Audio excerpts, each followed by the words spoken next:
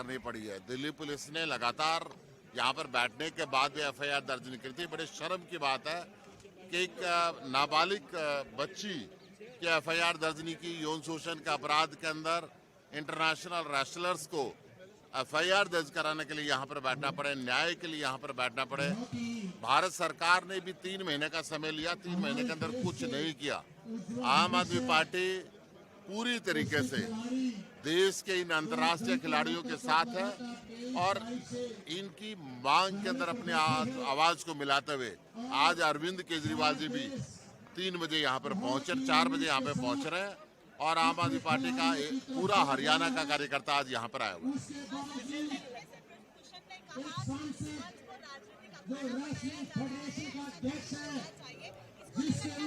ब्रिजभूषण जी उस अपराधी छवि के व्यक्ति हैं जिनके खिलाफ 28 एफआईआर पहले दर्ज है। 2 एफआईआर अब सुप्रीम कोर्ट के आदेश पे हुए हैं।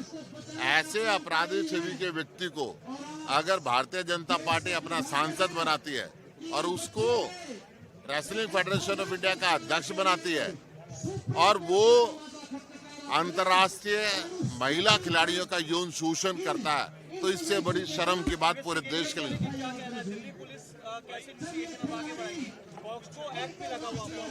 दिल्ली पुलिस अगर सुप्रीम कोर्ट के इंटरवेंशन पे एफआईआर लगती है तो क्या वो इन्वेस्टिगेशन करेगी, इस बात का अंदाजा आप लगा सकते हैं। क्योंकि इन्वेस्टिगेशन दिल्ली से लखनऊ तक होना था, क्या तो ऐसे में क्या कहना है कि दिल्ली पुलिस, आपका कहना है कि सुप्रीम कोर्ट के दखल के बाद दिल्ली पुलिस ने एफआईआर दर्ज किया, 2 एफआईआर दर्ज है, 2 इन्वेस्टिगेशन ऑफिसर है।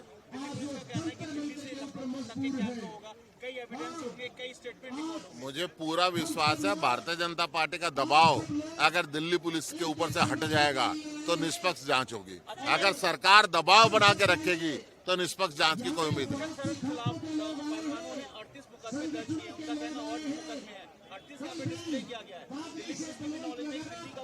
बदरपुर का काफी पुराना है, अब दूसरे और मामले दर्ज हो गए, 2 मामले। तो ऐसे में क्या लगता है कि इन्वेस्टिगेशन होगा? पहलवानों को डाउट है कि दिल्ली पुलिस ने एफआईआर नहीं किया, सुप्रीम कोर्ट का इंटरवेंशन हुआ तब हुआ, तो क्या लगता है आपको?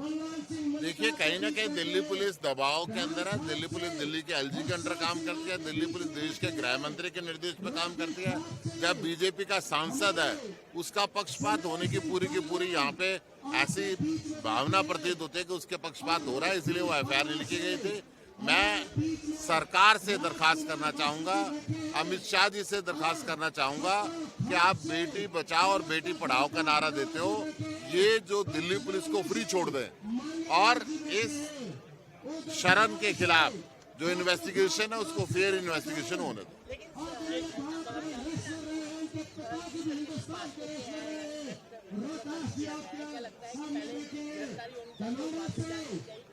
100% पहलवानों ने भी ये घोषणा की है और एक्ट के तहत भी उसकी गिरफ्तारी बनती है। जब तक गिरफ्तारी नहीं होती तो धरना यहाँ पे चलेगा।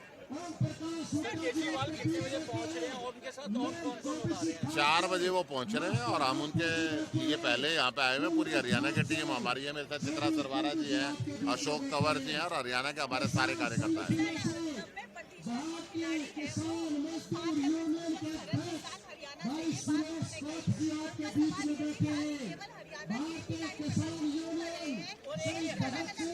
देखिए, खिलाड़ी किसी राज्य का नहीं है, ये मेडल देश के लिए लाते हैं, किसी जाति के लिए नहीं लाते, किसी धर्म के लिए नहीं लाते, किसी राज्य के लिए नहीं लाते।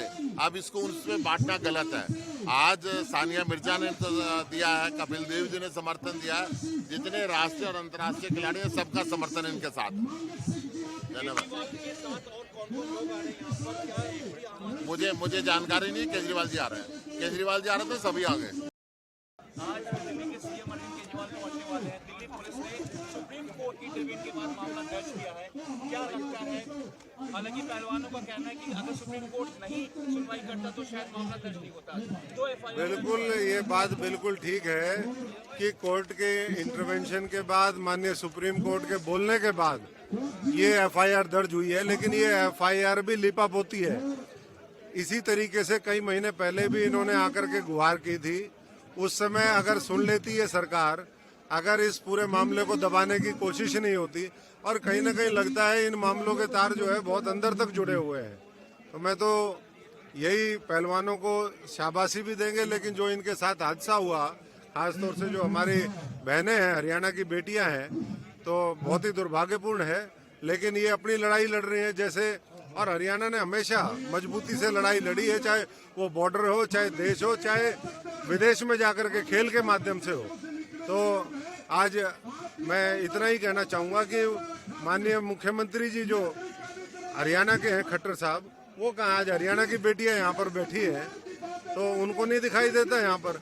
ऐसे ही हरियाणा में बचाने में लगे हुए मंत्रियों को, और ऐसे ही यहाँ पर मंत्रियों को बचाने में लगे हुए जो एमपी है, सांसद है, उनको बचाने के लिए। और मोदी जी के बिल्कुल घर के पास ये जंतर मंतर आखिरी रिजोर्ट होता है, आखिरी जगह है जहाँ पर आकर के कोई भी, जिसकी कोई देश में सुनवाई ना हो, तब वो जंतर मंतर आता है। तो अब तो न्यायपालिका भी यहाँ पर है, यहाँ पर मोदी जी का घर भी है, उनकी नई पार्लियामेंट भी है, पुरानी पार्लियामेंट भी है, तो कब सुनेंगे लोग? अशोक जी, बजरंग पुनिया ने ये कहा था कि सुप्रीम कोर्ट का उनका सुप्रीम कोर्ट पे भरोसा है। कल मामला दर्ज होगा सुप्रीम कोर्ट के कहने पर। अब दिल्ली पुलिस मामला दर्ज करके 2 इन्वेस्टिगेशन कर रही है। पहलवानों को कहना चाहिए कि दिल्ली पुलिस पहले भी करती है, लेकिन सुप्रीम कोर्ट के इंटरव्यू के बाद अब कर रही है। तो कितना भरोसा अब पहलवानों को, क्या कोई बात हुई आपकी? क्योंकि दिल्ली पुलिस की इन्वेस्टिगेशन करना, और इन्वेस्टिगेशन जो दिल्ली से लखनऊ तक है। देखिए, दिल्ली पुलिस पर तो भरोसा होता तो फिर यहाँ बैठने की जरूरत नहीं होती। सुप्रीम कोर्ट पे भरोसा है, सुप्रीम कोर्ट ने इंटरवीन किया है, और सुप्रीम कोर्ट की अगर निगरानी में सारा मामला होता है और जल्दी से जल्दी गिरफ्तारी होती है और उनको पद से हटाया जाता है, तो मामला खत्म है, कार्रवाई शुरू करे। कानून का अगर राज ये दिखा दें तो मुझे नहीं लगता कि यहाँ पर किसी को बैठने का शौक है।